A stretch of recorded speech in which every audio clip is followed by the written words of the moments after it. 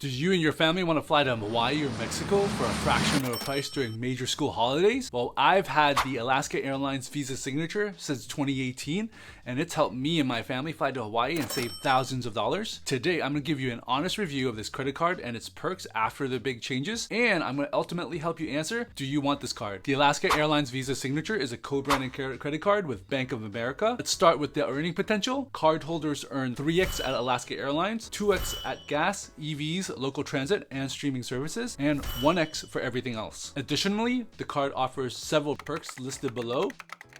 Want to call out the Alaska Airlines $100 credit. You can only bring in a certain number of guests and it fit my entire family. Number 2, the perk that our family has used the most is the first free checked baggage, up to 6 members in your reservation, and this has helped us save hundreds of dollars flying back and forth between Hawaii. Last but not least, the best perk of all for this credit card is the Alaska Airlines Companion Pass, where you can fly someone with you for just $122. I will dive deeper into this perk later in this video. Note, in 2024, Alaska Airlines started a promotion where you can earn EQMs by spending money on your credit card. This means you can earn 4,000 EQMs for $10,000, up to a maximum of 20,000 EQMs. If you reach the maximum, this would unlock the lowest tier of MVP status for you. However, I want to call this out for families. This is not a great use of $50,000 of spend, as it can be better used for other credit cards and get you better travel for your family. So how much does this all cost? It'll cost you a grand total of $95 a year. Now that you know about the card, let's address the biggest question. Is this card right for you and your family? Here are 3 factors your family should consider before getting this card. Number 1, how many credit cards do you have already in your wallet? If this is your first ever credit card, I do not recommend this card because there are a lot more better beginner friendly cards that have transferable currencies that unlock a lot more other travel opportunities versus this one. In my opinion, this card is a nice addition / supplement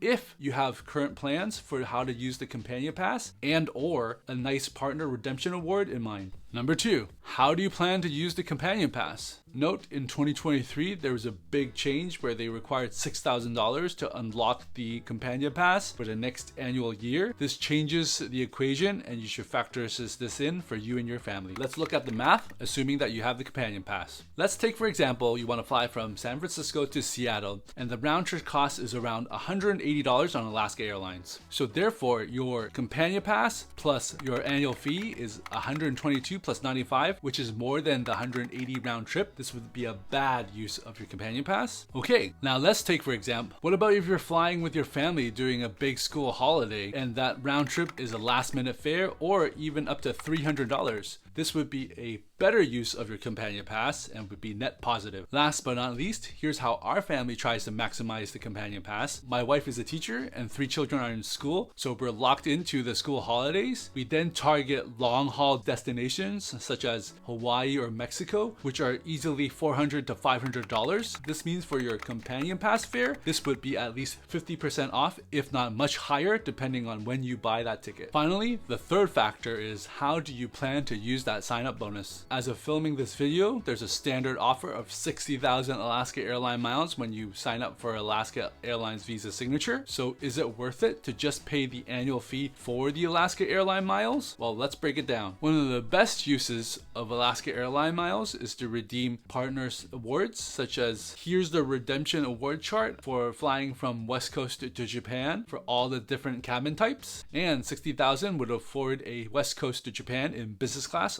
on Japan Airlines. Wait a minute, for my family of 5, I don't fly business class from West Coast to Japan because that's too many Alaska Airlines miles. Our family uses the Alaska Airlines miles to target economy saver fares for non-international routes such as Hawaii. One important note, Alaska Airlines was added as a Bilt transfer partner. This means your Bilt points can turn into Alaska Airlines miles, and if you pay rent, this could automatically accrue some nice set of Alaska Airlines miles for you in the future. Here's a tip, Alaska Airlines Visa Signature allows you to get the sign-up bonus every 24 months. This can be used as a way to strategically accumulate more Alaska Airlines miles.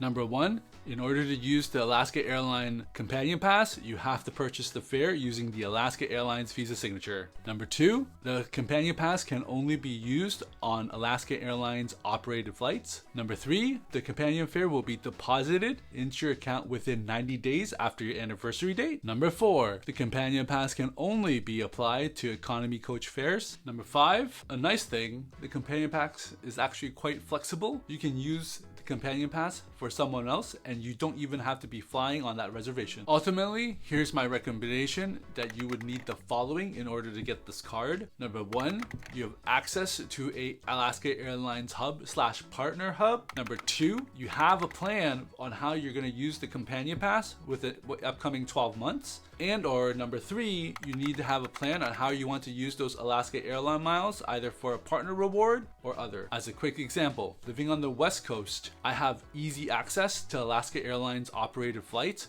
while people on the East Coast will most likely have a much harder time getting them and or have to position in order to do it. Here's our family of 5 maximizes on one single Companion Pass. Step 1, you will book a main cabin fare as far out as possible for a destination as late as possible to your anniversary date. Number 2, wait several weeks after your anniversary date for your second Companion Pass to drop. Number 3, now use that second Companion Pass and book the same companion fare for the other half of your family. Note, this does have some risk as there might be a full plane for when you book that second companion fare.